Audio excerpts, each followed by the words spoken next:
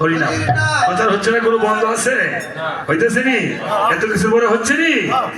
আচ্ছা, আজকে আপনি একটা কীর্তনের মধ্যে 10টা টাকা দান করছেন, এটা কি 1000 লোকের ভক্ত সেবা লাগবে না? আপনি বাড়িতে 100 লোক বা 10 লোক, সময় থাকলে অর্থ থাকলে অনেক সময় আপনি পারেন না। তো কাজে আপনি যা দান করছেন, গরিব ছেলেকে আপনি 10টা টাকা দান করছেন, এটাও আপনার দেব কাজে লাগবে। আপনার উপার্জনের 10 ভাগের 1 টাকা দান করতে হয়, এটা জানেন? শাস্ত্রের কাছে মুসলমানও দেখবেন দান করেনি জাকাত দেয়। তো আজকে এই দান আমি চেষ্টা করি কীর্তনিয়াদেরকে, ব্রাহ্মণদেরকে, গুরুদেরকে, পুরোহিতদেরকে। অনেকে আমাদের দেখবেন এই সমাজে যারা এই ব্রাহ্মণকে অবজ্ঞা করেছে, তারাই নিচে নিচে নিচে নিচে গিয়েছে। ব্রাহ্মণ হলো গুরু পুরোহিত, ভগবান নিজে, ভগবান শ্রীকৃষ্ণ ব্রাহ্মণের চরণ ধৌত করেছে, রক্ষালাভ করেছে। আমি ব্রাহ্মণকে মাথার তাজ মনে করি।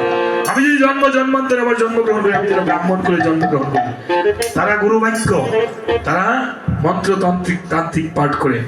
তাই ব্রাহ্মণকে, গুরুদেবকে, পুরোহিতকে, কীর্তনিয়াকে, শিক্ষককে, গুরুদেব যদি হয় ব্যাসনন্দন, তাদেরকে ভাবতে হয় শ্রীনন্দের নন্দন।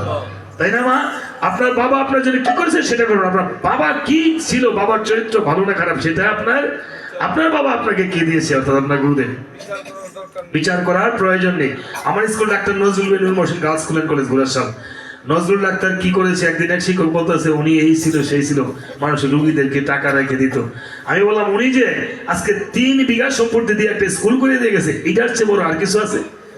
আপনার গুরুদেব যে মন্ত্রদাতা, আপনার ব্রাহ্মণ যে সেই মন্ত্রগুলো আপনার পাঠ করে দেয়, এটি তো অনেক বিচার বিশ্লেষণ। তা কাজে আমি আসলে বাবা কোনো কীর্তনিয়া নই। আমি যদি জন্মান্তরে আবার ভালো কীর্তনিয়া হতে পারি। আজকে দাদা যে টাকা তুলে দিয়েছে, আপনি ছেলে মেয়ের বিয়েতে 1 লাখ টাকা খরচ করছেন, পরে হিসাব পাবেন না। এই টাকাটা রাধারানীর ব্যাংকে চলে যাবে, আপনি বিভিন্ন কীর্তনে দেবকাজে দিয়েছেন।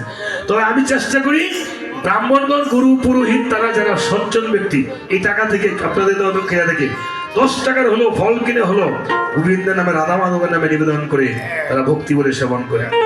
আমিও চেষ্টা করি যদি এই টাকা থেকে কিঞ্চিত হলো রাধা মাধবের নামে ফল কিনে নিবেদন করে আমি প্রসাদ হিসেবে গ্রহণ করি।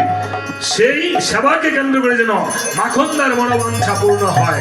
সবাই বলেন হরি বল, হরি বল, ভগবানের সম্পদ, হরি বল, হরি বল, ভগবানের সম্পদ, হরি বল, হরি বল, হরি বল, হরি বল, হরি বল, হরি বল। এ দাদা নাম জানি কি নাম? কৃষ্ণদা। কৃষ্ণদা কি হয়? কমিটি বৃন্দ মামা হয় আপনার না? আমি কৃষ্ণদাস সত্যি এ ভগবান শ্রীকৃষ্ণের নামে নাম, ভগবানের নামে কেন নাম রাখে? দানে ধন কমে না, ভগবানের নামে যতটুকু পারেন। আপনারা আজকে আসবেন যে কীর্তনে মা, কালকা থেকে প্রতিদিন একটা তুলসী পত্র, একটা ফুল, একটা ফল, আপনি একটা খিরাই নিয়ে আসেন, তাই না? সবাই যদি 100 জনে 100 খিরাই আনে, তাহলে 100 খিরাই আসবে না, তাই না? ভোগের করে পুরোহিতের কাছে রেখে দেন, কমিটি বৃন্দের কাছে 1 মুঠ করে চাল আনেন, 1 মুঠ করে ডাল আনেন, 1 কৌটা করে তেল আনিয়ে দেন, যে যদি আজকে তেল পারেন দেন, তাহলে দেখবেন আপনি কোনো কিছু পেতে হলে কোনো কিছু দিতে হয়। আপনি 1 কেজি মিষ্টি কিনলে কি টাকা দেন না মা? টাকা দেন না? মিষ্টির স্বাদটা কে পায়? আপনিই তো পান। মিষ্টিওয়ালা কিন্তু ভালো মিষ্টি বানায়, কিন্তু সে কিন্তু স্বাদ নেয় না, যদিও আপনি তাকে টাকা দেন, কিন্তু মিষ্টির স্বাদটা আপনি পান। কাজে কীর্তনে এসে কিঞ্চিত না কিঞ্চিত কমিটির হাতকে আপনি 10টা টাকা, 2টা টাকা এই বক্সে দিবেন। প্রতিদিন আপনি আরো আত্মীয় স্বজন যারা আসবে তাদেরকেও আপনি অনুপ্রাণিত করবেন, তাহলে কীর্তনটা জাগ্রত থাকবে। তো আজকে দাদা যে দান করেছে ভগবানের নামে, আমি যেন দাদার মনোবাঞ্ছা পূর্ণ হয়, ভগবানের কাছে ভক্তি নিবেদন করছি। এবার আমি বলবো, আপনারা কিছু কথা বলবেন। বলছে জয় জয় যশোদানন্দন শচী সুত গৌর চন্দ্র। যশোদানন্দন কে মা? শ্রীকৃষ্ণ। শ্রীকৃষ্ণ। সবাই জুড়ে বলেন। এত